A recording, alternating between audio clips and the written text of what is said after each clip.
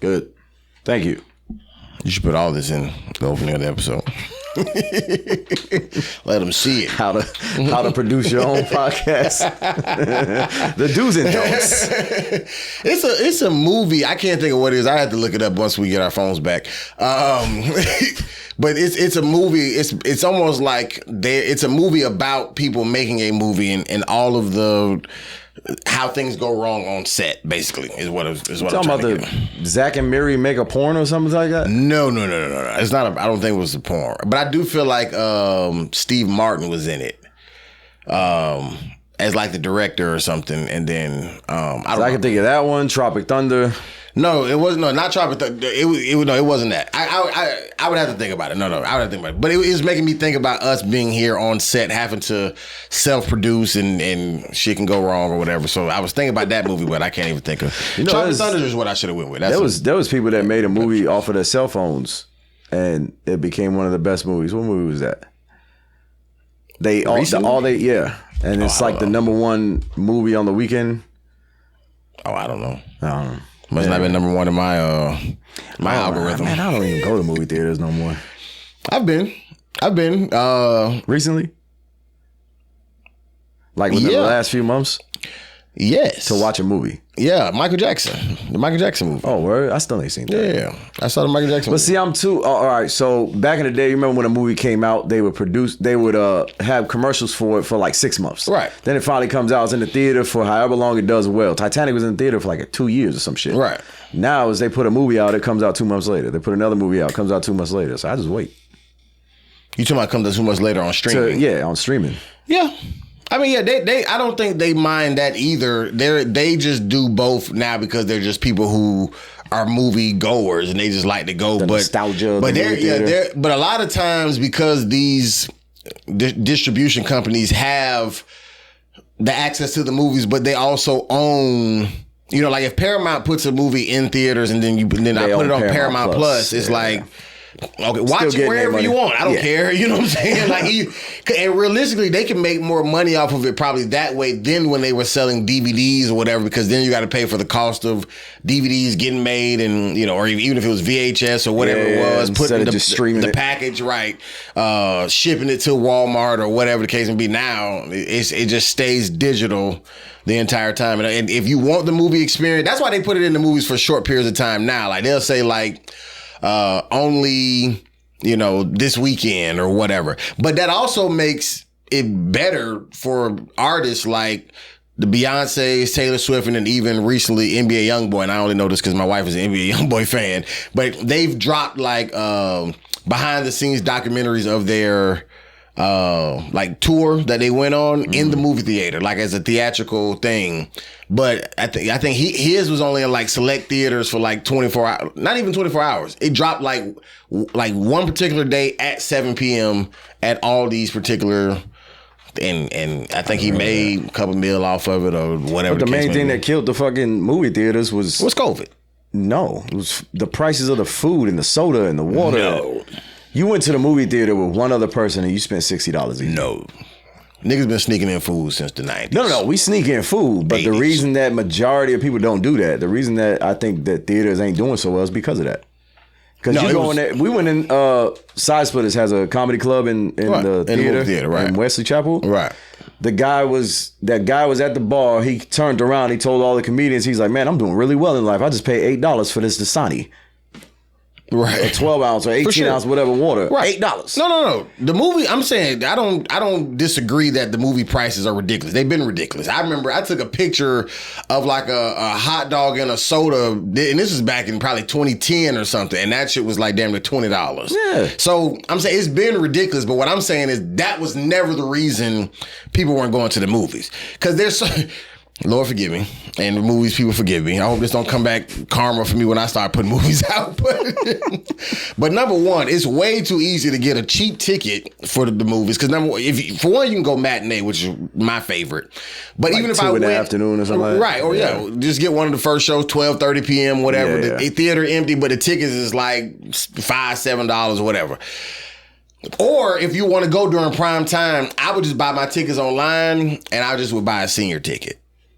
Like senior citizen. They can't prove it. I bought it. And the person who's getting $2 an hour to rip my ticket is not looking at it saying, you're not right. You're not a senior. No, they're not doing that. So, and then of course we just snuck food in or whatever. So, but I'm telling you, COVID is what took the movies out for sure. Because people wasn't really going before COVID, but people were. Trust me, it was still a thing. But once COVID hit, because you couldn't really go places or sit close proximity to people.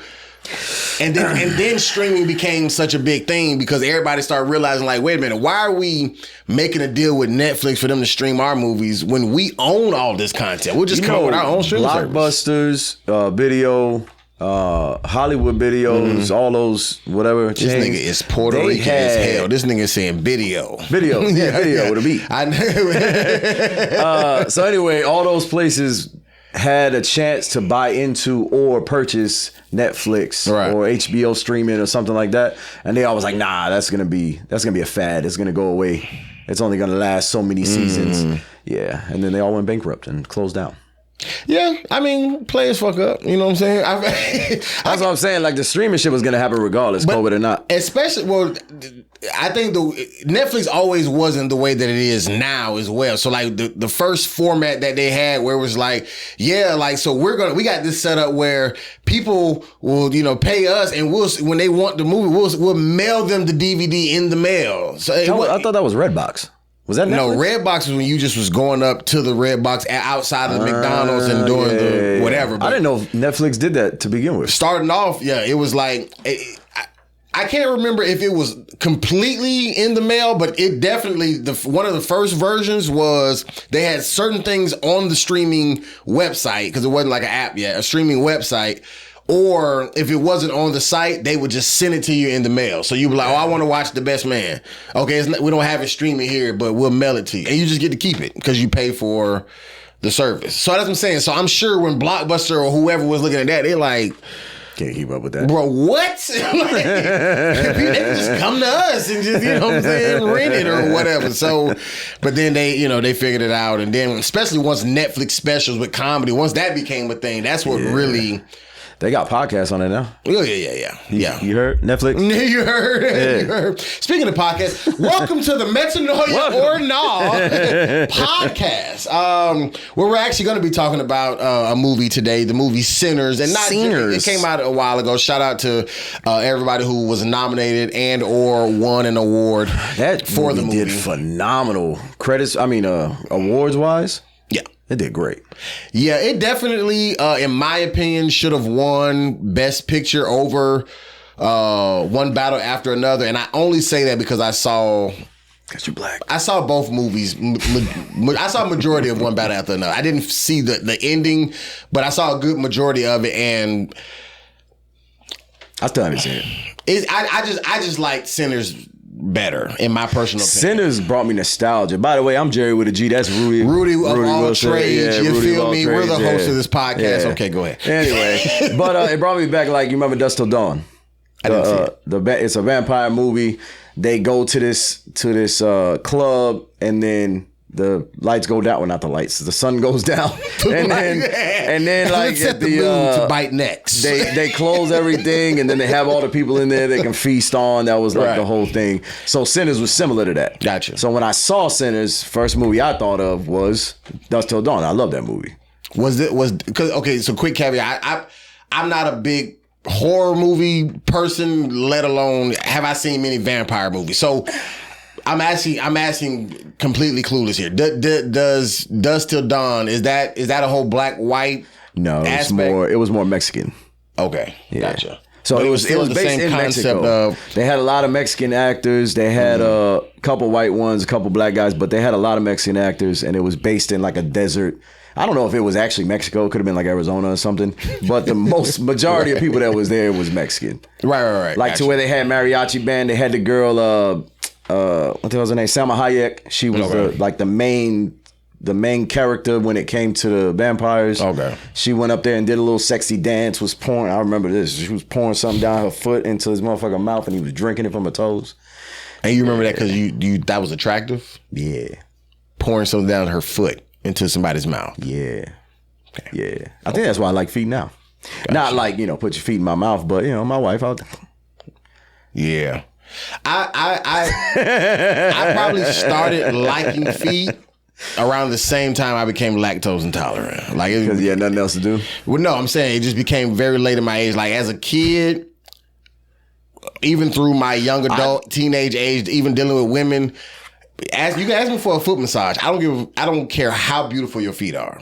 I will not touch your feet without having socks on. There was a movie where it was a black movie, and the guy was massaging his wife's foot, and he was talking to her, and then he kissed her foot. And he was talking nice to her. That was Deliverance from Evil. Was that? Yeah. Oh, yeah. I saw that scene, and I was like, that's gross. Yeah, but then because y'all just actors, and y'all. Yeah, and then I saw the Selma Hayek thing, and I was like, yeah. But I saw Selma Hayek first, but then I saw that one second. I don't know why I thought it was gross that time. Maybe because he had lotion. It's like eating lotion and then licking your fingers with lotion. Mm-hmm. Oh, I don't know if they're doing Deliverance. We had lotion, but that might have been a different movie. But what I'm saying is, feet was gross to me for a very long time. Has nothing to do with vampires. No. Either way, Blade was a good vampire movie. Yeah, I saw bits and pieces of Blade. Like I've probably even seen like all of a Blade movie when I was younger, but not enough where I paid attention to it. So when I saw Sinners actually introduced to me even the rules of what vampires. You didn't know that they had to be invited in and really? Because I'm telling you, I don't watch horror films. Like, that's probably why you like it so much, because of how much introduced to you. How much of it was introduced to you? This is what's crazy. I like the movie.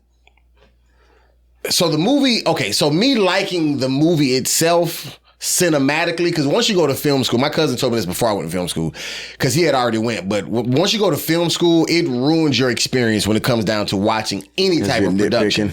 Well, I ain't gonna say nitpicking, but you just, even if it's something good that's happening, your brain can't help but conceptualize why that happened. I can tell they put the lighting here and and it's like, just watch it. You feel what I'm saying? So a lot of times you have to watch a movie a couple times so that once your mind is done breaking down the cinematic parts, it can focus on just enjoying it as a fan. But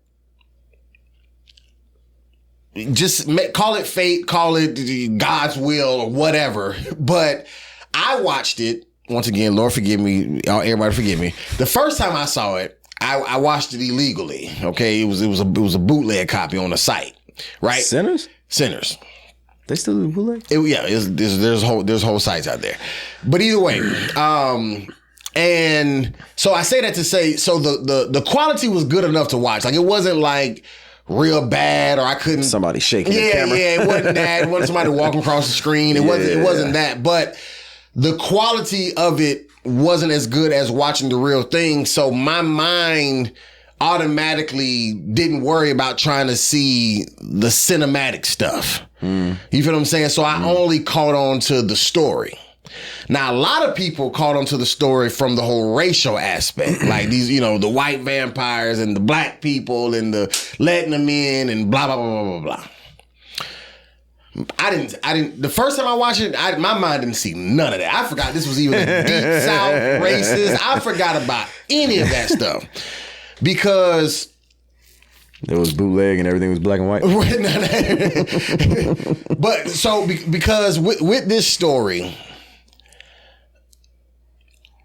it's not because I'm also a preacher's kid like the main character was. That's one aspect, but it's more or less him being at the juke joint, using his gifts at the juke joint, right? Two things happen. One, Smoke, because the one in blue, he spoke to him saying, yo, you're real talented, but I don't want to catch you playing in the juke joint no more. Like, leave all of this sinister stuff to us. You want to be a musician, go do it at church. You know what I'm saying? Go move to Mount Bayou, whatever it was, be with respectable black folk, whatever the case may be. That was the first instance. But this is the instance that threw me completely off. Okay, so first of all, you remember the scene, I know you remember the scene, where Sammy is singing and playing, oh, somebody take me in your arms tonight, right? And then they start doing the whole mesh of all of the different, the African people, the Asian people, the whole swirl, the DJ, you see this mixture of culture and generations showing, I guess, how music evolved over time, I'm assuming. But what threw me off, and I'm going to pause here in my story to ask you how you felt about this part before I get to my closing arguments. What threw me off... We'll take a 5-minute recess first. What threw me off about that particular part was after they were showing the evolution of music, which to me seemed like a celebratory thing. You know, like we're celebrating something. They set, you know, you see the barn or the juke joint get set on fire. It burns down or whatever. And then as it's zooming out to where you see the vampires watching them or whatever, like they're all like singing and dancing in this, you know, burnt down building, which to me, this looks like hell. You know what I'm saying? Like, I don't know what hell looks like, but this image didn't look very celebratory anymore. It looked like it came from like, you know, somebody take me to, it was just like, you know, demon possessed. And then all of a sudden it's zooming back to this is what the vampires see. They see this, they don't see the juke joint and everybody having a good time. They see souls in this burnt down building because of this young man's voice. Mm-hmm. How did you take that whole scene? Because that threw me. I didn't know. I wanted to like ask Ryan Coogler, like, was we supposed to be celebrating this, or were we supposed to be looking at this as something evil? So a negative being seen is a positive to somebody else. So if I see somebody a building burning, I'm thinking people in there in danger, and they're still having a good time. Why are they having a good time? This is a dangerous situation. They should be running out to me, the vampire, so I can eat them or whatever, drink their blood, right? Why are they not running out to me? Why are they still celebrating? So on the inside, they saw fire and they were like, "Man, the roof is on fire. We don't need no water." They didn't see the fire though. No, that's what I'm saying. Right. That's what they saw was this place is hot. They're burning up inside. Why aren't they coming out to us? What they saw on the inside was nothing. They were partying so hard that the outside was jealous that they couldn't be in there where all the fire was. Fire being a good thing. That's the way I saw it. Okay. So like if I'm celebrating something and I'm having a fantastic time and you're over there in the corner just mugging me, like, why is he having so much fun? Right. All he's doing is drinking water. Right. But you don't realize that inside of that water is a molly. I'm enjoying the hell out of myself. Okay. Let's don't make that. I don't know. Yeah. But okay, fair enough. So after I see that part, that's the first time that like this movie really like kind of caught my attention, where I'm like, okay, I feel like there's something spiritual happening here. And I don't mean it has to be spiritual churchy. I'm just saying like, because once again, I'm no longer looking physically at the aesthetics, but now I'm just following the storyline. Like, this is an original story that Ryan Coogler cooked up. So what is making you tell this particular story? That's where my mind is. So we get to the part where the vampires have already bit the white girl, Mary. She's went inside. She bit the twin, Stack. Both of them have now made it out of the building, Stack and the white girl, right? I think even by this time, Cornbread, the big security guard, he may have even been bit by this time, whatever the case may be. That motherfucker is bold. No, what is it? Knock-kneed. Right. Knock-kneed. So, and shout out to him. I don't know his real name, but he's been acting a long time. I remember him for a while. He was in 10 Freaky Girls, 8 Mile.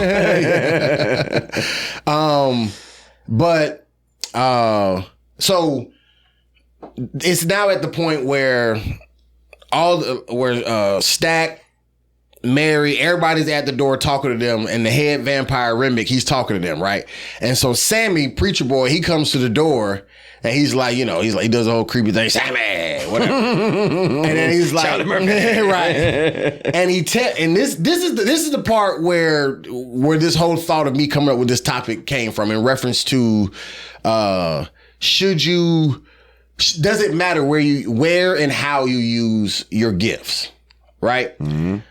Because we all, at least from what I believe, we all get our gifts from God. Now, if you don't believe in God, you get your gifts from wherever you got them from, okay? But I'm just talking about me. Like, I feel like cookie. Right. We got our gifts. We got our gifts from God, and and let's say like if we did have a level of free will or whatever, it would be up to us to decide how to use them. The conversation he has with Sammy is this. He says, I'm stuck here. This is the vampire talking to Sammy. He said, I'm stuck here and I want my people back. And your gifts can bring them to me. Now let's pause for 1 second. Now this is a preacher's kid, right? Who sings in church, whatever. So most people would say this nigga is anointed or something. You know what I'm saying?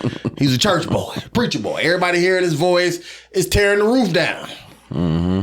And it's so crazy. Out of all the people who was singing and playing all night, the vampires did not show up until that nigga was singing and playing. And he said, I need your gifts because I'm stuck here. As the vampire, like I gotta be in this darkness forever. Like I'm trapped. The only way I can get the one good way I can get my people to me is if I bite you, get you on my team, and you use your gifts to bring them in. Because I already seen what your gifts can do. I stood back. I watched the house burn down around you. I'm hearing your voice. I'm seeing everybody react to your music. And he's using his gifts to Smoke's point, the cousin who's told him don't be in the juke joint no more. You're using it here at the juke joint. And in my closing arguments, as I pass the mic to you, pause. Him using it in the juke joint. It can be argued that that's the reason why none of those people were ever saw by their families ever again. The Asian people, their daughter never saw them again. The girl who preacher boy was eating out in the closet or whatever, her husband, Pearline, she was married, husband never saw her again. Mary, she was married, her husband never saw her again. Cornbread, his wife was pregnant in the fields, she never saw him again. All these people died. They got burned up in the sun. They got turned to vampire. They all died. You gonna tear down this whole? Yeah. That's why we can't have guests. It's a small set. We ain't got no room. But all these people died because he used his gift, arguably, in the wrong place. So it makes me think about people like us. We're talented. We have gifts. We do podcasts. We do stand-up comedy. Make movies. Whatever. Does it matter where and how we use our gifts? Because we could be using our gifts just for entertainment and just to have a good time, but it can ultimately lead people, just say, to destruction or to their demise. Mm-hmm. So yeah, it does matter where we use our gifts. And if you think about the Bible, the places that Jesus hung out the most was with all the degenerates. He hung out with whores, and he hung out with. Somebody said that if Jesus was born now, he'd be in a motorcycle gang, because you can make more of an impact on people that actually need your help. Yeah. You know what I'm saying? So he would kick it with bikers, because bikers are all in kinds of shit that they're not supposed to be into, but then if he can put a good voice to the ear and make some of those people change their mind, he did something good, right? That's the same thing. If you have a gift, using it around somebody that you know needs it but doesn't necessarily want it would always be better than using it around somebody that wants it but doesn't really need it. But so if I can make people laugh that love to laugh, that's easy. I'll just stand up there, tell stupid shit, and then they start laughing at me because they want to laugh. That's what they're there for. But if I can go somewhere where people are angry and make them laugh, I just changed their whole mood in a day or in a set or whatever I just did. I made them feel better about themselves by stupid shit that I was saying. So you saying you should only go to the place where people are angry to make them laugh? No, what I'm saying is if I'm using my gift, I'd rather use my gift to help somebody that needs it. So if you're an angry person, right, like every day you're just upset. I get that. And every time I come around you, I try to put you in a better mood, whatever that means to you, right? If I can make you be in a better mood every time that I'm around, I'm gonna try to stay around as much as possible to keep you in that good mood. I understand, but I'm saying, but you as a person who aspires to be a professional stand-up comedian, mm-hmm. That's not just a person who's the funny guy at work who's brightening up people's day. You're putting yourself on flyers, podcasts, promoting yourself so that you can be a draw and people will pay big money to see you at a comedy club, theater, stadium, whatever the goal is. But ultimately, so you can be a draw and be able to sell tickets. That's a step further than, like I said, just only using your gift to brighten up somebody's day. That's like monetizing your gift. But that's what I'm doing though. Comedy, if I can start getting paid off it to where I can pay my bills, I'm good with it. But that's not my goal. My goal is to be able to tell stories and brighten up people's days. If people treat comedy as a business, which is the business side of it I have done before because I'm setting up shows and stuff, the business side of it is not fun as being on stage and just talking with people. But a lot of people want to make money as opposed to being a comedian and then making money. I want to make money. How can I tell jokes to make money? That should never be the goal of a comedian. You should get on stage, try to hold people's attention, whether you're funny or not. You should hold attention. If you can hold attention, people will come see you because they want to hear your stories. See, obviously, eventually you have to make them laugh a little bit because it is a comedy thing. But majority of people, just like one of my favorite comedians, Ali Sadiq, he's a fantastic storyteller. During his hour-long stand-up, whatever he's doing, you might laugh for 20 minutes total, but he holds your attention for the other 40 minutes because the story is so intriguing. For sure.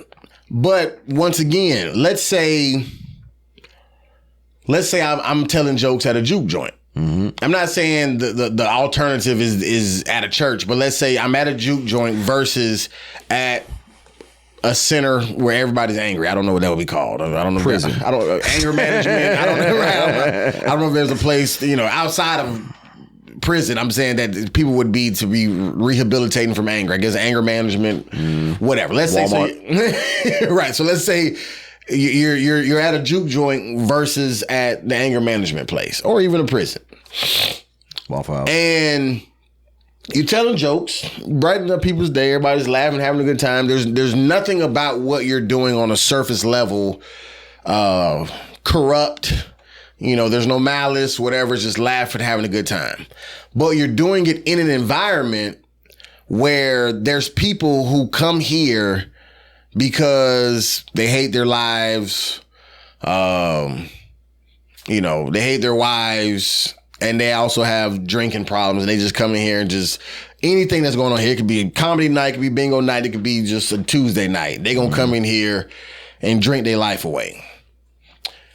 To your point earlier, now, if you're talking about using Jesus as an example of him hanging out with whores and whatever the case may be, like people, like to pick.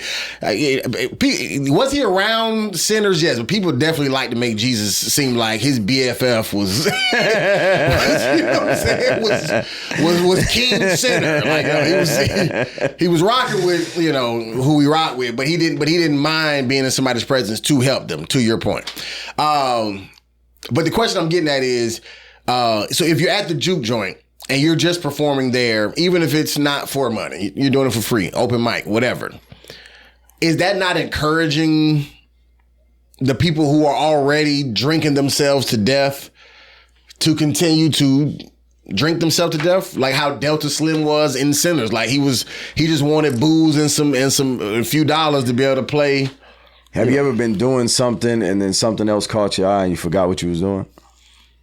All the time. So I'm in the juke joint and I'm drinking myself to death and I'm upset about house and all this, family, whatever, and I'm just there drinking, and then somebody comes in there and starts playing a song, and I get in so much into the song, I get up and I start dancing. I leave my drink on the counter. More impactful the music was than the alcohol is. Yeah, but first of all, I'm talking about comedy, not music. No, that's what I'm saying. So when you go to a comedy club, if you're just trying to get away, you're having a terrible night, whatever, that comedy is taking you away from everything that is negative, even if it's just for a brief moment. Right, but what I'm saying, but I say I perform at juke joint like places all the time, and nothing about them having a great time enjoying my comedy makes these people drink any less. They go harder, if anything. So if you weren't there, how do you see it? How do you know if they would drink harder or not? The idea is I'm going to be here and be their entertainment so they don't have to entertain themselves, being that drink of alcohol that's next to them or being the person that's next to them. But it's a BYOB event. That's what I'm saying. Even if it's a BYOB, if you're boring, I'm down in the bottle. Maybe he'll become more interesting. But if you're not, I'm paying attention. Oh man, I haven't taken a drink in a while because I'm paying so much attention to you. That's what because I'm saying. You're interested. That don't happen. I have people who be interested, who be taking shots, laughing, and offering me one. at the same time. You suck. They like, man, you crazy here, man. Here, man, take a shot with me. No, I'm good, brother. Well, you can't help everybody. So the idea of having 100 people there, if you can only help 2 of them out of 98, at least you help 2 people. So the whole comedy aspect of it, being on stage, making 2 people stop drinking to pay attention, the other 98 are still drinking, you still made an impact on those 2 people. I feel that, but going back to Sinners, there was only 2 people who technically survived the night, even though I guess Smoke decided to go to heaven with That's what I'm saying. Majority of people are influenced easily. Right, but but influenced by the wrong thing. Yeah, that's what I'm saying. And if you're in an environment encouraging the wrong behavior, it's one thing if you're in that environment and you're saying, hey. But is he encouraging wrong behavior? Absolutely. He was eating coochie in the... No. He was doing that by himself. Is he encouraging wrong behavior? He wasn't out on the stage telling everybody to do this. He was just being human himself. But when he went out, he was a spirit to everybody else to be a better people. No, he was not. Yeah, that's what he was using his gift for. Somebody take me in your arms tonight. It was a bunch of people in there doing adultery, all type of stuff. This was a. But there's a reason why the movie was called Sinners. But you can present yourself in a sinful way and still make a good or positive impact on somebody. What I mean is, you're in there, you're doing all your sinning, but then you're telling other people everything that you're doing is right because it's lustful and it's helpful or whatever. But then you have those 1 or 2 people that think about it. He's over here telling these people to do bad things, but he's a good person because they didn't see me in the closet with the other person. Right. But see, so I'm going after the deacon's son. It's okay to sin a little bit because he's here at the juke joint. He's supposed to be at church, or he should be at church. Right. But he's here because I am allowed to go left sometimes. I am allowed to do wrong sometimes, as long as my heart is pure. Yeah, but according to the Bible, that's actually not accurate. No, I'm not talking about the Bible. I'm just talking about what people perceive. But I'm saying, but he's the preacher's son is what I'm saying. Like, this is that's why I always make the distinction. Like, even with my thoughts on, like Christmas, right? I always tell people I celebrate Christmas, but just not with gifts. Because for me, if this is the day we're supposed to be celebrating Jesus' birth, why am I getting a gift on somebody else's birthday? Because you needed underwear. Huh? You needed underwear. Right, I needed underwear. Couldn't get it the other 364 days. Had to get it on this day. It's on sale. But if you don't believe in Christ or church, whatever like that, then Santa Claus it up. Get gifts, do your thing. But I'm talking to people who claim that Jesus is the reason for the season, but then you're the one getting gifts and not doing anything, just say to giving him a gift or whatever the case may be. So my perspective, the reason why I even use the movie Sinners with the whole preacher boy and stuff like that, because if this was just a vampire movie, this would be one thing. If Ryan Coogler was like, this, church person, like if he was Kirk Franklin who made this, I could then, understand like, okay, where he was trying to go with this. But to me, this is like a regular, like dope filmmaker who makes great films. I thought Fruitvale Station, all these are phenomenal films. Mm-hmm. But then you not only directed this, you wrote this story and you're writing in here for the vampire who represents the devil, who's talking to this preacher's kid saying, yo, come to my side because I can use what you got. I know the Lord can use what you got too, but come with me because I'm stuck here. I want to see my people again. Your gifts can bring them to me. That stands out to me hugely, not just because I'm a preacher's kid, but I'm somebody who definitely strives to, live as Christ would want me to live.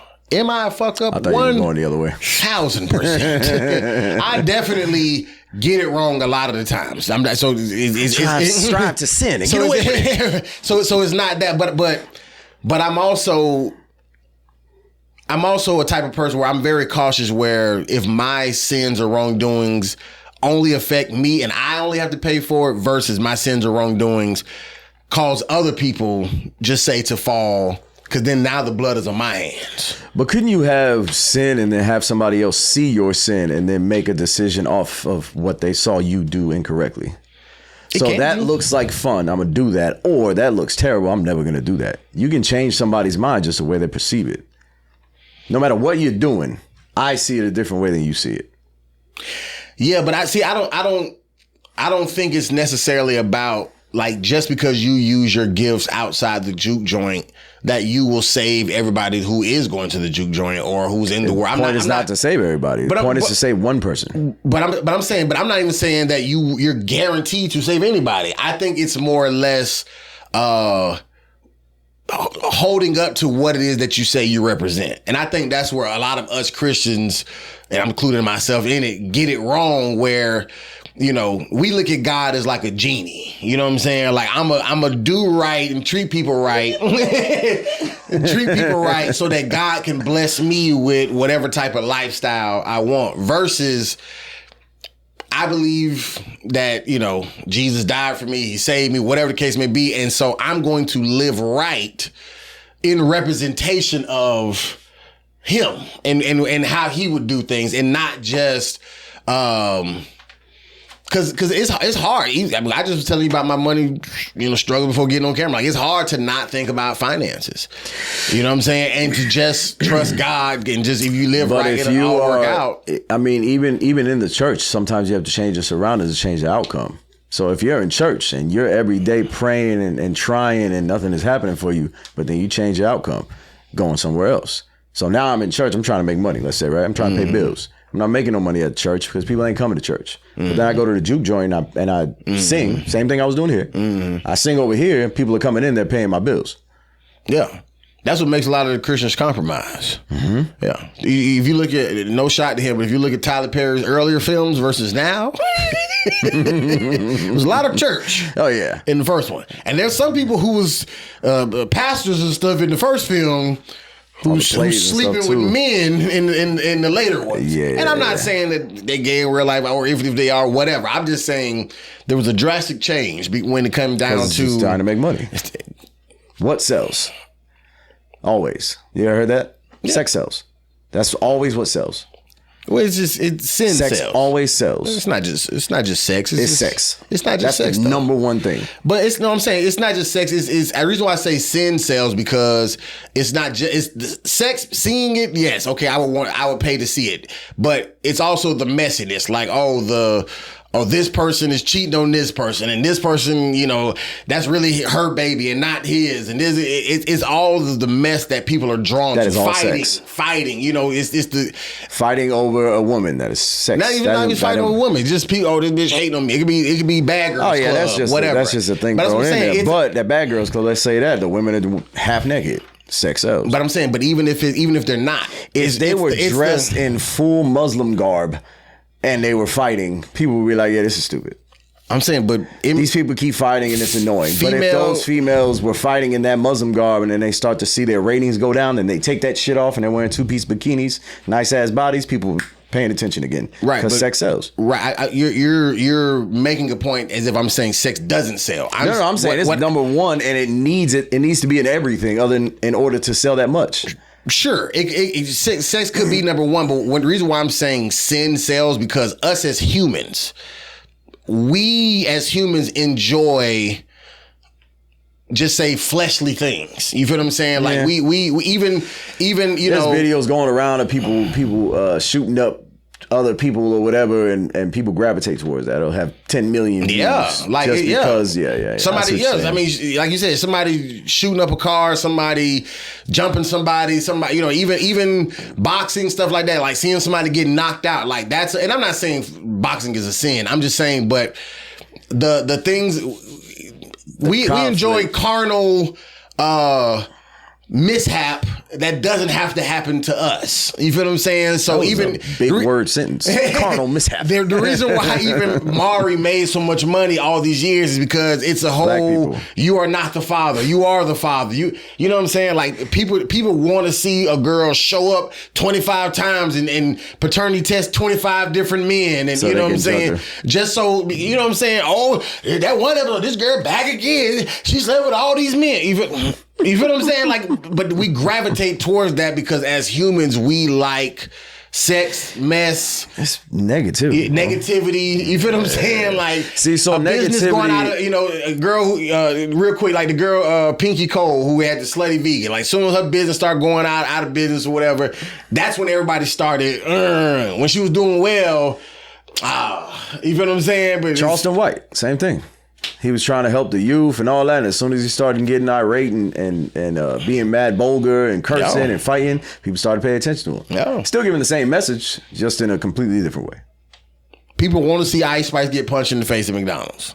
Ice Spice got punched in the face? Yeah. At McDonald's? Yeah. What the fuck she doing at McDonald's? I don't know. I didn't see the video, but I just know it was going around. No, that's not the one that does a commercial. Who is Megan Thee Stallion? Is she a McDonald's person? I don't know. I saw a commercial. One of them. They had the Megan Thee Stallion #2 or something. Well, yeah, a lot of people have done that. Yeah, Cardi B have had a meal. A lot of people have Cardi B. No, I'm saying a lot. No, they all have had one. Is what I'm saying. Ice Spice is a thickie. You remember when she came out, bro? This is not. Yeah, you put it in my head. Now I'm thinking about it again. See, sex sells. No, I didn't put anything. But to that point, if you didn't have that imaging in your head, you wouldn't have even had a chance to think about that. Which is why it matters how you use your gift. She is using her gift to be a thickie. And what gift is that? The thickness or her voice? Whatever gift she's using. It's the thickness. But I'm saying, but even using that is causing a married man to sit here in front of 3 cameras and 2 microphones and say something like she's a thickie. Now, I'm not saying that Ice Spice should go to hell for that. What I'm saying is this is why it is important. Because what if we do something using our gifts that would make... Well, it doesn't have to be a married woman, but make somebody have an inappropriate thought or do something. We got to get what we want. You remember that? Right. And people still doing that.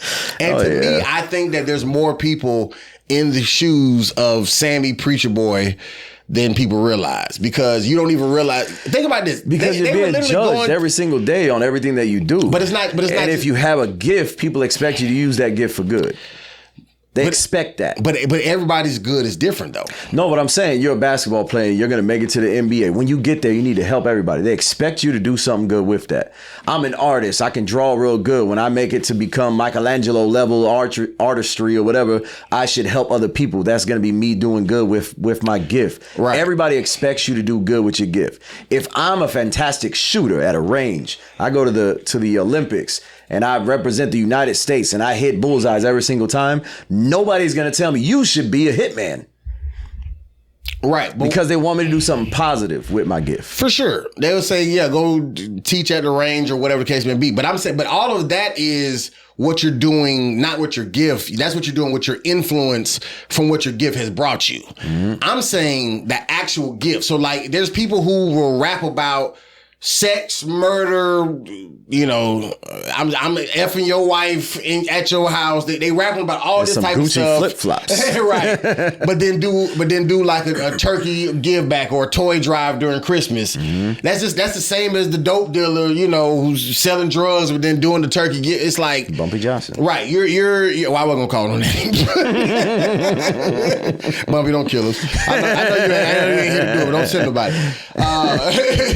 But I'm saying, you're saying that you're doing a good thing because now that you have this money and this power and this influence, you're saying, hey, okay, let me give back financially. But the seeds that you're sowing into those same kids that you're giving the toys to, is it a positive seed? Are you teaching women or young girls how to conduct themselves? Are you saying it's okay to throw that ass as long as you do a toy drive during Christmas time? There's a lot of people saying that that's okay.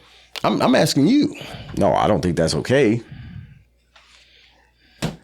But I don't enjoy strip clubs, strippers. That's just never been a thing. No, I'm just saying, like a girl that twerks on me and then asks for something in return, and everybody's telling her that's what you're supposed to do to make money because you need to pay bills. It's okay to do that. I don't think it's okay. But you don't have to do it in a strip club because Ice Spice never twerked on you. I'm saying Ice Spice never twerked on you, and she got you saying she's a thickie. So I'm saying that was just off of what I saw. She didn't shake nothing. But what I'm saying is, that's still her brand. The female rappers, like they know that my bars can be whatever, but I also have to have this side of it. I have to be sexualized, right? And what I'm saying is, well, I mean, no judgment to them if they feel like they have to do what they have to do to take care of their family, or whatever. But at the same time, that precedent is being passed on to the next generation of girls who are going to feel like this is what we have to do. You have to be the same thing as a male rapper. You have to be a killer and a drug dealer, even if you're not, in order to sell records. Exactly. Now, there are anomalies in that. You know what I mean? There's some that say they don't do that and they still did well, like Will Smith or somebody did, summertime songs and stuff like that. Right. There's always a way to get in there differently, but majority of people talk about the same stuff because it works.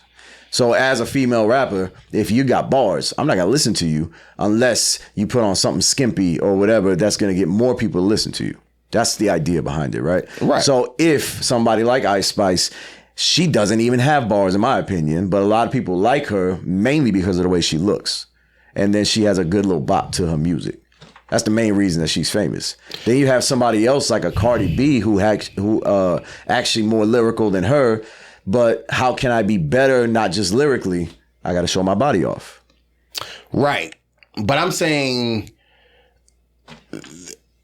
there's still, okay, so that's still equivalent to Sammy going to the juke joint and playing there versus at the anger management place or at church or wherever. So was he using his gift for positive or negative? What do you think? Well, I'm saying I think it was because I think it was for negative based off of the script, because he even told Smoke, he was like, I'm going to live my life how I want to live my life. Like, you can't tell me not to play in juke joints. Like, and he even said there's way. So was that a negative for other people or for himself? He said there's more people who know the Smokestack Twins than who know my daddy. Mm-hmm. Meaning y'all who are these bad gangster whatever, y'all are way more famous than my dad who's the preacher. Mm-hmm. And he was saying, I want the fame. I don't want to just use my gift to help people. I want. Because you see, at the end of the movie, he was an old man. He had his own club. He went on all these tours. You know what I'm saying? But even that, you can use that gift momentarily to get to the position where you can use it in a positive way. So you can get somebody that, let's say your father is a pastor in the church, and then nobody's paying attention to him. Then he becomes a Charleston White, where people are actually paying attention to him. Then he goes back to the church, but he brings those people with him. No, they'll leave because they only came because you were the Charleston White type. That's what I'm saying. But you have all this big following. Before you knew 100 people that followed you. They listened to you, they whatever, right? Every Sunday they came and saw you. Now you go do the Charleston White thing. You got 1 million people that's following you. Then you go back to the church, you might lose 100,000 people, but now you got 900,000. You never would have made that staying at the church to begin with.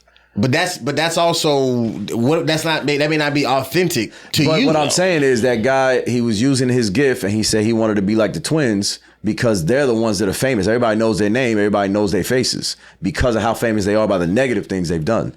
What if he does negative things with them, being in the juke joints and doing all that, and then later, now that he has this big following, hey, I want to bring y'all back to the church. You realized earlier you said that you didn't think that was okay. What? To sell dope to the community, but then buy them gifts on Christmas. No, I don't. That's the same. You're saying do something negative to get on, and then start doing something positive. That's not. No, I didn't say that. I didn't think it was okay. I said that stuff like that happens, and it doesn't seem okay. It doesn't feel like it's okay to do that, but people do it because it helps. It helps more than negative. If you're all right. So this is one thing that I disagree when I was in church. They always told you don't sell drugs, don't do tagging on walls, don't do the thug shit, right? But if I'm doing the thug shit, what does that matter to anybody else? The Bible doesn't say I can't sell drugs. The Bible says don't inebriate your body or something like that. You don't want to mess up your mind. I can't remember the exact. Do you know what it is? Where they tell you don't partake in something that'll mess with your mind so much. Is that part of the church? Bible, I mean. Because that's what I was told when I was growing up. So they were like, don't do drugs and then don't sell drugs because you're enabling somebody else to not be godly or whatever. Okay, right. Mm-hmm. Okay, so, but if I am selling drugs and that's putting money in my pocket to put food on a plate of not just me, but my whole community, why is that a bad thing? Well, okay. So two reasons why it's bad. The first thing to address your whole your scriptures that you were throwing out there. I wasn't throwing scriptures. I was throwing ideas. You was like, I know it's in the Bible that said something about inebriating your mind. So your stance is if you're selling drugs and it's feeding you and your community, what's the harm in that? Okay. So going back to there's a harm in it, but what's bad with that? If I'm doing what I need to do to survive, well, for one, it's at the expense of other people, and number two, if you are going off of just say scripture-based things, there's plenty of scriptures that would tell you to do the right thing and trust that God will. Look, a spider. Look, that's what you get. No, I'm gonna get bit by a spider and become Spider-Man. That's so crazy. Normally the spiders attack me. There you go. You think it's poisonous? Oh, I was gonna tell you that. Now. I was gonna tell you to do that, but with the towel. No, okay. That would have went, man. I'd have hit everything, knocked everything over, thinking I didn't hit it, panicked, and broke all this shit. You definitely want to cut that out of here, because I don't know if people take too kind of you smashing a spider on camera. I didn't smash the spider on camera. Pause. I forgot what I was saying. That I don't know my scriptures. Right. No, that's what I'm saying. So there's plenty of scriptures that say you should just trust God that He will provide for you. So you saying like, yo, the Bible don't say I shouldn't sell drugs. The alternative isn't, so let me sell them to provide for myself. If you're gonna stick with the scripture, it would be trust that God will provide for you. But let's say we don't even bring the Bible into it. Even on a surface level, that's an incorrect way of thinking, because the people who you have to sell the drugs to, they have to ruin their lives, their families' lives, their teeth, their brains, their whatever, so that you and your family can live. You see how you just went to the extreme? But who's to sell the drugs that I'm not selling and just marijuana? That don't ruin lives. You don't know that. You don't think marijuana hasn't ruined some people's lives? There's people who literally will stay away from marijuana right now the same reason you'll stay away from alcohol. Same reason. I've never heard of anybody almost ODing on marijuana, or it doesn't necessarily have to be about an overdose. I'm saying that's what I mean. Like that majority of people that do drugs, because this is majority of people that do drugs, do it for the purpose of just getting away for a little bit. When you see the extremes of, like, you seen The Wire, the crackheads that are breaking into people's houses to get a little rock or something like that, those are extremes. Right, but those don't happen as much as people think they do, but that's what's portrayed. Right, but the misconception about weed smoking, weed smokers and people who do coke, crack, and stuff like that is two totally different sets of people. People smoke weed recreationally all day, every day. So what's wrong with selling weed to put food on the plate? Listen to what I'm saying.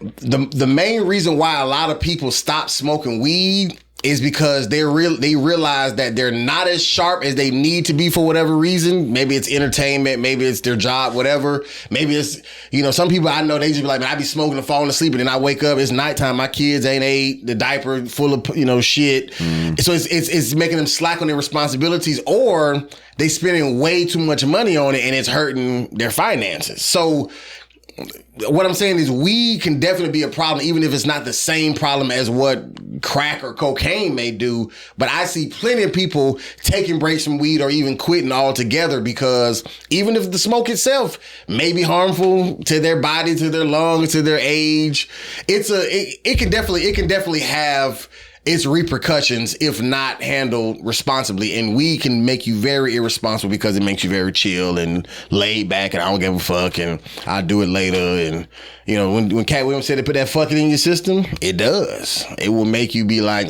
that's such a, outside of not being able to take care of kids, that's such a cool just mentality to chill.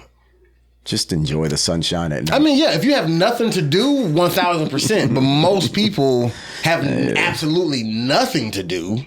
You know what I'm saying? And then they add on to it, right? So I'm telling you, everything can have its issues, which is why the Bible doesn't necessarily condemn drinking, but it condemns getting drunk, because when you're not sober, I don't care who you are, you're more prone to make a sinful decision. 100%. You feel what I'm saying? Absolutely. Even if it's something as small as what you would consider a white lie, anything, you're still more prone to do that because your brain isn't in a but you can also not be sober minded, feeding your brain with too much negativity. If you're constantly, watching people get beat up or shot or robbed or too much porn or whatever like that, all of that can also. So you think this movie could have been like the angel and the devil? You have the devil knocking on your door trying to get you to come out with him, and then the angel's telling you that's not a good thing. Who would the angel be in that story in Sinners?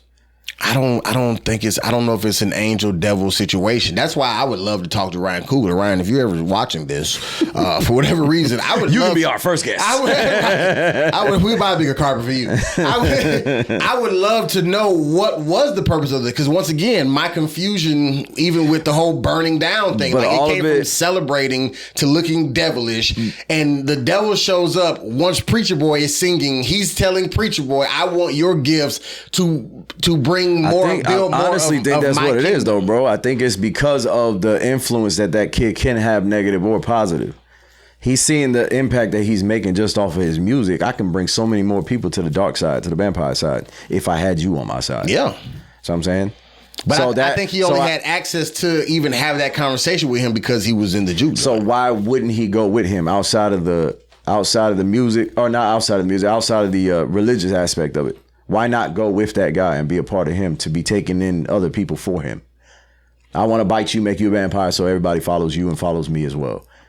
Because if it wasn't because his dad was a pastor, I mean, why is he saying no? That's like asking somebody, you know, are you cool with going to hell? Like, if you believe hell exists, like, are you cool with just, you know, saying? But he wanted the life of the twins, and they were sinners, right? Which and the twin was telling him, you don't want this life. You have a gift. Go use it for good. Yeah, and he was telling him no. But see, the twins felt like we're stuck being this way because of who our daddy was. Like our daddy and your daddy was brothers, but your daddy is the preacher. Our daddy is the evil one, which is why they got kicked out of that place where he said the good black folks was, because they was like, yo, as bad as y'all daddy is, we know that he had to pass that evil on to y'all. So that's what I mean. If he wanted that evil so bad, why be like the twins? Just go with the vampire guy, because he was offering it, everything that you wanted. That's what he was offering. Why didn't you take the deal? Yeah, because most people, especially if you have a real connection with God, you know that you're just trying to teeter the line enough to get that success and fame, but you ain't trying to sell your soul. Because going with the vampire, you have to be that forever. You got to be dead forever.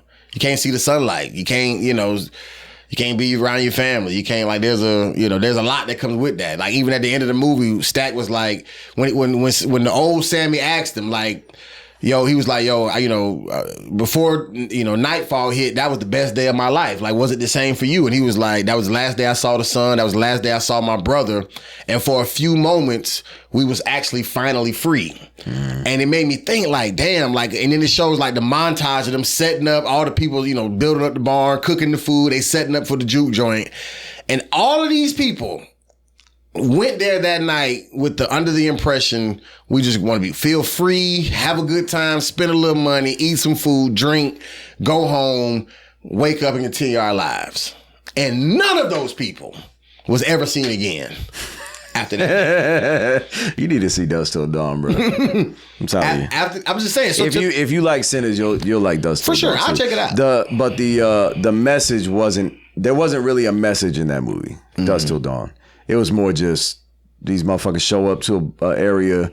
They're, man, I don't know how to tell you without giving the whole movie away. But they show up to this barn, and then there's a show going on inside. Come in here, we need to meet somebody. And then towards the end of it, you find out that they were there for the reason of this place turns into a whole vampire bar at the end. So that's why they came there. But the whole things that lead up to it, and then like a Quentin Tarantino movie when somebody gets shot and flies 30 feet, it has those kind of things to it. I think Quentin Tarantino was actually in it, but he didn't produce it. Right. Or he might have been a producer, but it wasn't the director. Director, right. Yeah, but yeah, he that movie was fantastic, bro.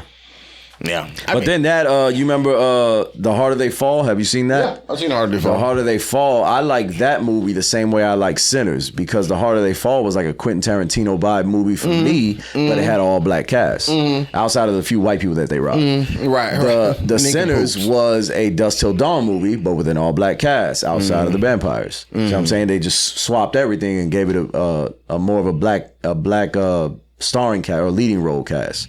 That's actually why I like those movies more, because we don't really have a lot of representation and shit in movies. Nowadays it's happening a lot more. Right. And I really like it. But to have that spin on it, because I saw the earlier movies, that's probably why it resonates with me better. I just feel like if I put on, which I have, a city. show, a comedy show, whether I'm selling liquor or I say it's BYOB, right? And I'm doing this for the purpose of, not only bringing people joy, making money, whatever. Somebody leaves that spot, they drive home drunk, they get in an accident, they die. Now, whether I know about them dying or not, bro, with that whole little silence right there, I just thought of Kill Tony. Man, when they were doing that dumb shit in the middle, yo. My bad, go ahead. But I'm saying with that happening, whether I know about them passing away or not, is not the point. I'm saying with that happening, am I creating an environment where, just like with the movie Sinners, where, like I said, I could be leading that's people more to, likely to happen. Well, I'm encouraging behavior that is not necessarily pushing people in a positive manner. It may seem positive because it's like, oh man, we was drunk, you was funny, we had a great night.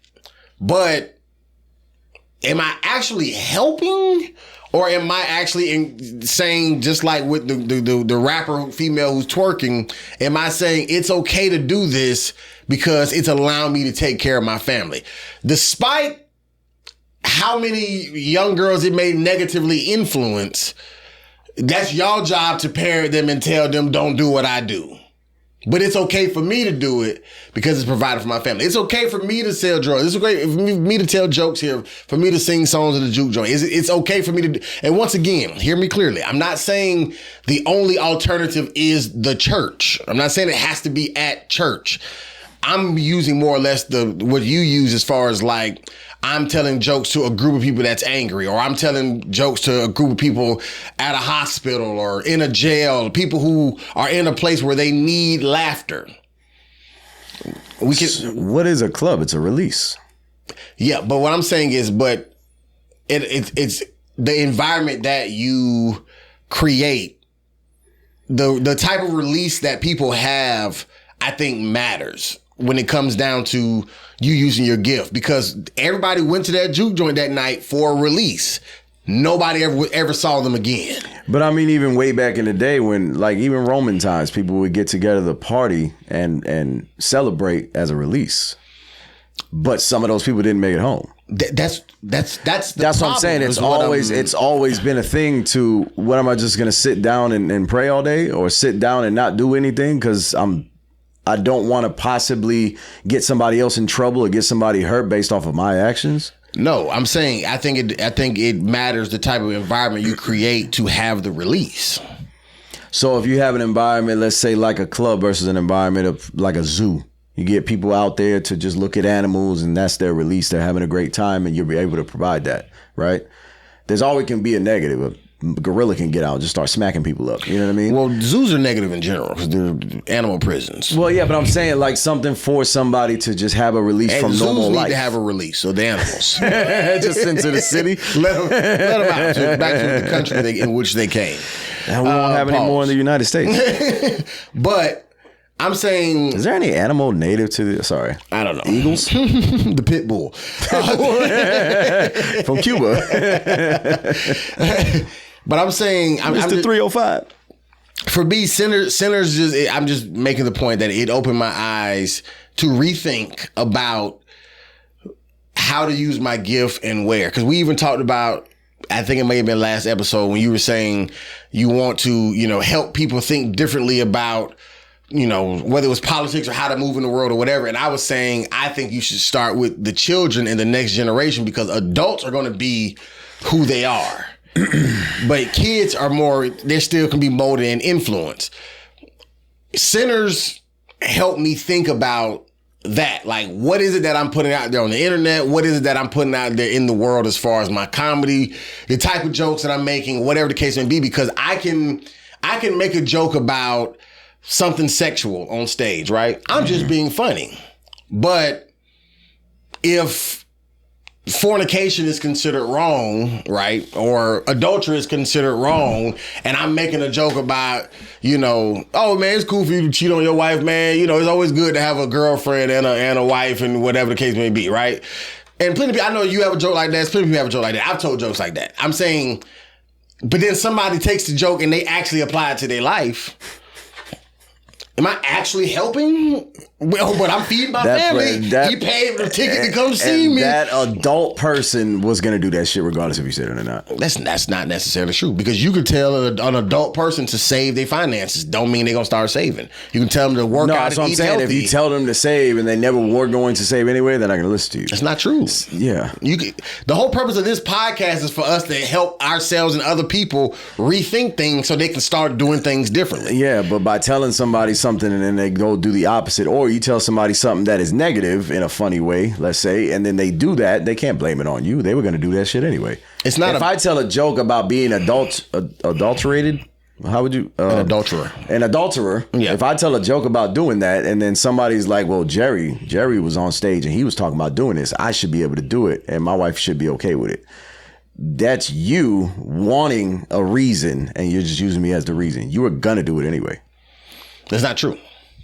Because that's just like, I always tell you, I've told you this before, not that you be doing this, but I'm saying, we've talked about this before, and I tell other men in relationships, especially married men, who say, it's okay to look at the menu as long as I don't order.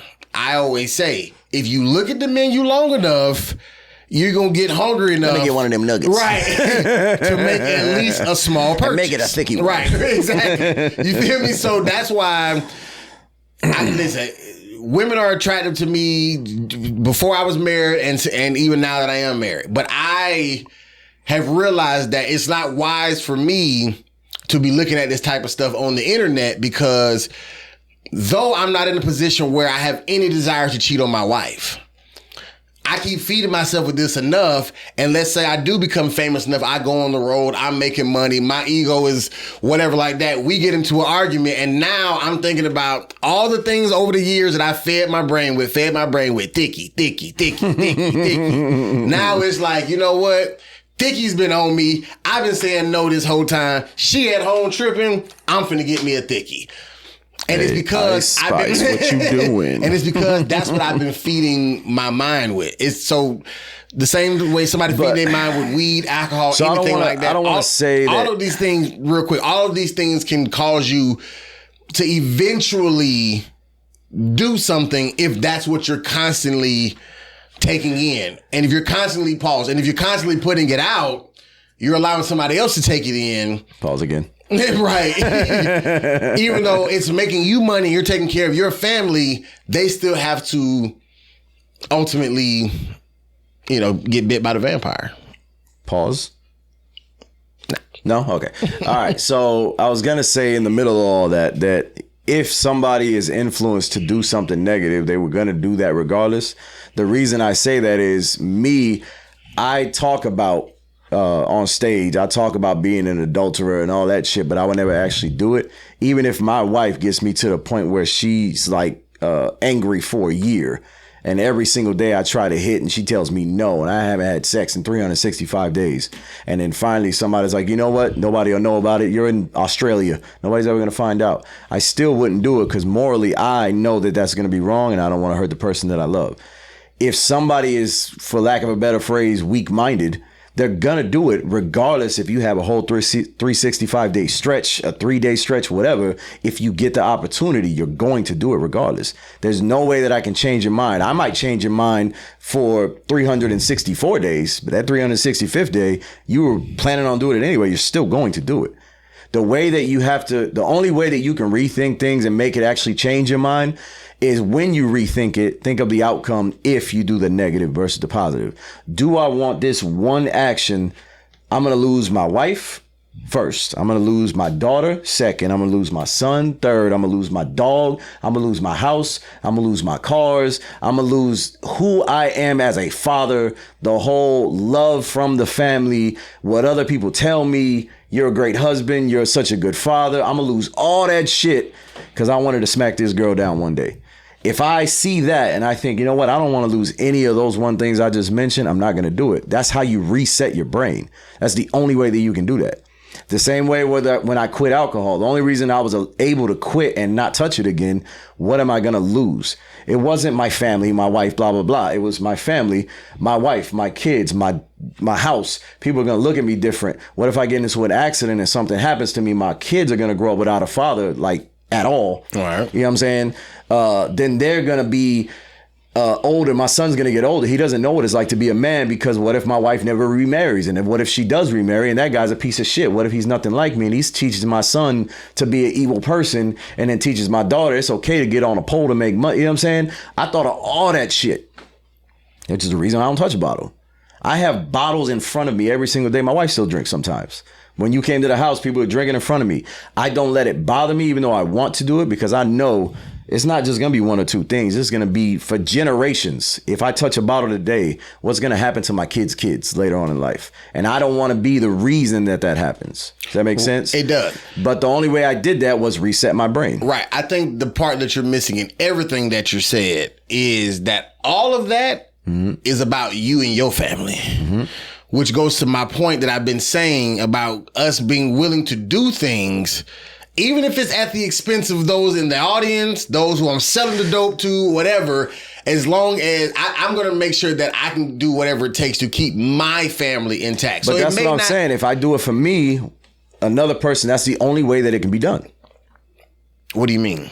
If somebody else sell drugs? If I'm selling and you're buying, right? Because I need to sell to provide, right? Right.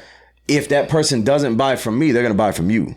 It might not be tomorrow, but it will be eventually, unless they reset their brain. If I buy from anybody ever on earth for the rest of my life, this is what negative stuff will happen. And if all those negatives means enough to you, you'll reset your brain and never do it again. But just because somebody who wants drugs would buy it from somebody else, that doesn't mean, well, then I should just go ahead and sell it. So, because if they're going to buy it from somebody, they should at least get it from me. What?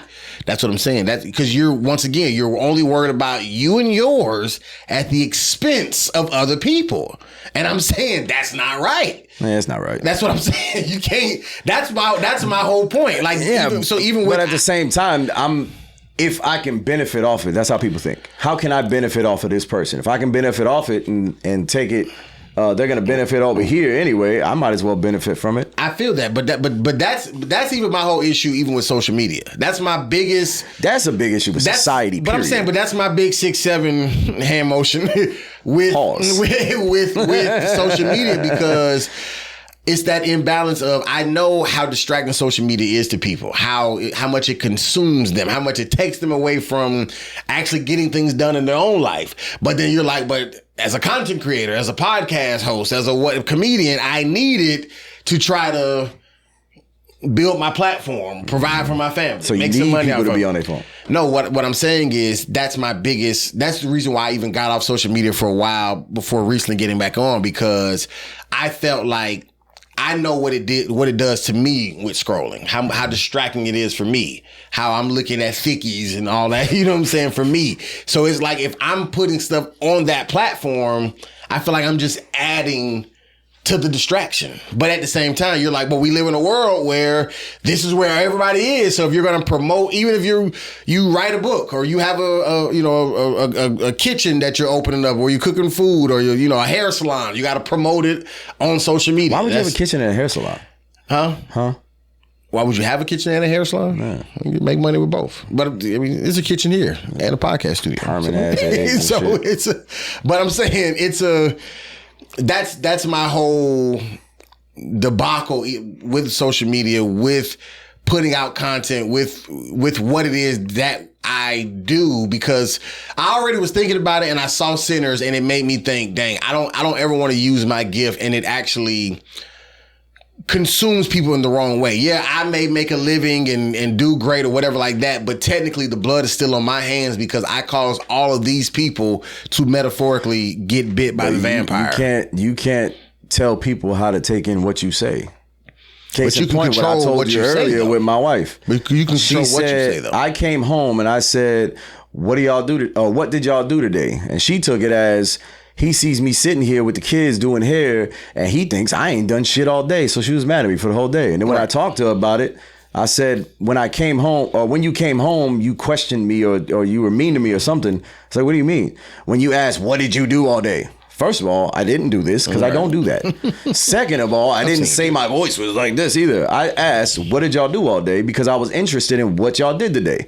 Because I know what I did all day. I was at work with students and whatever, so I know what I did. Right. I was wondering what the fuck y'all did. Right. Because everybody's home. For what sure. did y'all do today? For sure. She took it negative. For sure. And it wasn't meant that way. So no matter what you say on stage, whether you're thinking, is this going to affect somebody negative or positively, you can't think that because you don't know, even if you say the most positive thing, if they'll take it negatively. But that once again, but it doesn't mean that the option you choose is I'll just say something negative because it doesn't matter. They're going to take it however they take it either way. You still can say something positive. That can be the option. That usually is the option, right? Too. And I'm saying it shouldn't be. Is what I'm saying. Shouldn't. That's just like saying, well, y'all gonna buy drugs from somebody anyways. You might as well buy it from me. It shouldn't be that, but it is that. But that's what we're trying to use this podcast to encourage people to metanoia. Yeah. So we're gonna change the next generation. We ain't gotta change ourselves, nigga. I'm 42. I ain't changing shit. I change diapers when I'm 80. I feel you though. But that's like you said, you would have to change the younger generation in order for big change to happen. So remember when I told you that, by the way, Neil deGrasse Tyson does the same thing. Did you see the Club Shay Shay with Neil deGrasse Tyson? I didn't see all of them. He said the same thing that I said. I pay it forward by doing small things. I help you with one thing, you help another, with that person helps another, so on and so forth. I feel the same exact way. That's the only way that I can make change, but that's on a small scale. Mm-hmm. To make change on a big scale, you'd have to go to the younger generation. I'm talking 2-3 years old. Oh yeah, very young. Yeah. Just learning how to speak. Even some of these teenagers, it's too late for them. Yeah. Because when I got into middle school, I was a knucklehead already. But I'm saying some of these teenagers got like 3 bodies. Yeah. What you gonna tell him? Or her? Yeah. It's men and women on that Julio Fulio case. Julio. The rapper that got killed here in Tampa. Oh, was that last year? 2 years ago? Something like that. That was recent. Yeah. I'm saying men and women on the case. I don't think she pulled the trigger, but she was like a lookout or something. You know what? Speaking of that, Meg Thee Stallion, you remember when Tory Lanez supposedly shot her in the foot and got time or whatever? My got time. He's still doing the time. No, I'm saying, yeah, he's 10 years or something he got? I don't know. Whatever. I always thought the way that story was laid out, you're a rapper and you want to be gangster. You're not a snitch. But what people misconceive of, is that the right word? They misinterpret is being a snitch is you and I do something and then I get caught and I tell on you. Not you do something and then if they ask me what you did, oh, I don't know nothing. I guess it was me. No, that's not snitching. Right. Not when you do something to me. Yeah, but what I think happened was the girls was getting in an argument. The girl shot Megan in the foot, and then when they blamed it on Tory, he was like, well, real niggas do real things. I can't say nothing. I'm saying it ain't me, but I ain't gonna say who it was. All because he didn't want to be a snitch, quote unquote. And now he's doing time for that. I think that if more people were using their gifts in more positive environments and in more positive ways, 2 things would have happened differently with that case. Number one, the whole situation may not have happened, but even if it did, people wouldn't have watched that case and tried to decide whose side they would take based off of who they believed and the messiness around it. They would have saw that there was 3 people involved, a gun went off, and we thank God that everybody is okay. But instead, we like girl, Megan this, and she knows it, and Tory this, and ooh, and he, and nah, she really, and he really, and it's more about that because people then use their gift to create like their own little talk show on YouTube. And I be seeing people with 3 views and they got all these, Tory Lanez face up here, Megan Thee Stallion face, just AI'd all up and just making it like they just, you got to listen to my opinion on what happened. That's all what podcasts are, is listening to opinions. But I'm saying, once again, the reason why I agreed to do this particular podcast, which y'all should subscribe to, like, follow and share. That's what you get. It's a cushion. I paid that chair to do that. But the reason why I agreed to do this podcast is because it's not about us necessarily knowing the answer, but it's about us rethinking how we originally thought about it, and even other people possibly rethinking how they originally thought about it, and us possibly coming to not only even just common ground, but a better ground. Because I'm telling you, there was I would love to, Ryan Coogler, once again, if you're watching this, I don't know which camera I should look at, but I don't need you on the podcast. This don't even have to be a public thing. I just need to be able to ask you a question of what made you tell the white vampire devil nigga, tell preacher boy, hey man, I'm stuck here. I want to see my people again, and your gifts can bring them to me. To me, that felt bigger than just a white black thing. That felt bigger than just a vampire, human thing. That felt like that was a message in there somewhere. And I feel like a lot of people missed it because there was a lot going on in that movie. If you have a gift and you're doing negative with it, don't fall into further temptation. That would have been the further temptation. Because I'm going to do the negative shit now because it's going to make me a bigger person. But then if I go even deeper into it, how many people am I going to affect? Not just myself. How do you necessarily stop yourself from going deeper into it if you're willing to go ahead and dive in? Saying, what will it affect in my life? A, B, C, D, E, F, G, H, I, J, K, L, M, N, O, P. By the way, did you know, side note, that there's a new alphabet song? My son sang it. A, B, C, D, E, F, G, H, I, J, K, L, M, N, O, P, Q, R, S, T, U, W, V, Y, X, Z. Did you know that? Instead of saying L-M-N-O-P, they say L-M-O, and then they keep the same rhythm. And it ends with Z. You don't say Y and Z. You say Y-Z at the end. That's the two changes. Did you know that? I did not know that, but I will say that I do like that version better now that I'm hearing it, because there's a lot of illiterate niggas out here who don't even know who don't even know L-M-N-O-P. L-M-N-O. Right. Or separate letters. So I think that they found a good way for these kids to actually learn the alphabet. So yeah. Anyway, if you want to make change in your life, you have to start with yourself always. Everybody always says that. But you have to start with yourself to the extent of, who will I hurt if I don't make this change? If it's a negative thing that you're trying to make positive, right? So the only way to make change is by changing yourself first.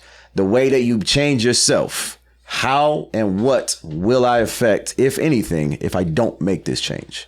See what I'm saying? So if you take anything away from today, is everything that was happening to this kid, he still wasn't at the furthest negative, because there was still somebody trying to pull him, that vampire. Come with me, come with me, come with me. So you can always change your life. Even if you think I went too far. The 3 or 4 kids that's on that Julio case, they thinking life is over. You can still make change. You might be locked up behind bars while you're making that change, but you can still make change. It's facts. Always. And if you want to help put some change in our pockets, sponsor us. Sponsor us. Subscribe, like, comment, share, and share.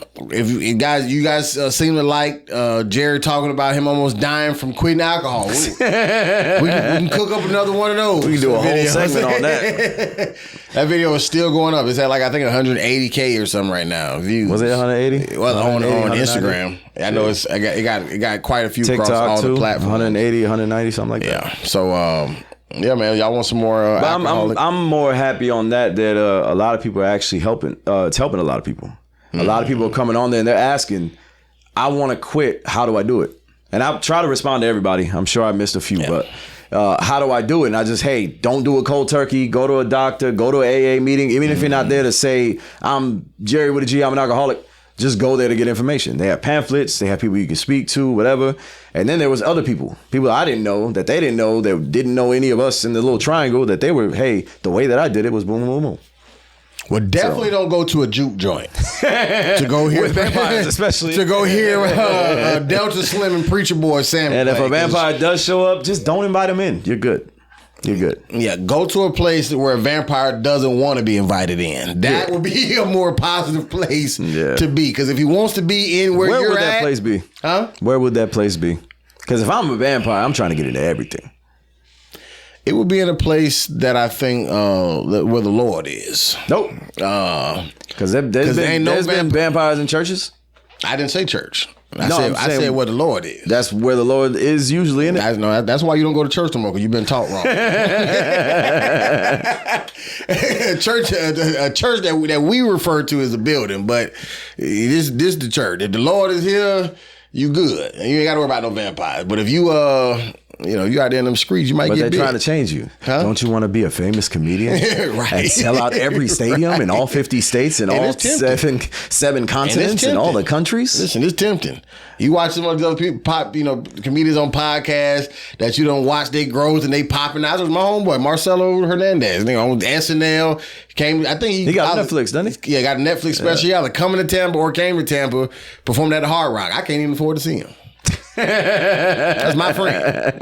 His cheapest tickets was like $390 something a piece. So I'm gonna say this now. I don't know how you feel about this, but I never want to do more than 1,000 seats, only because I like my comedy to be intimate. I like me to be able to interact with people close to me.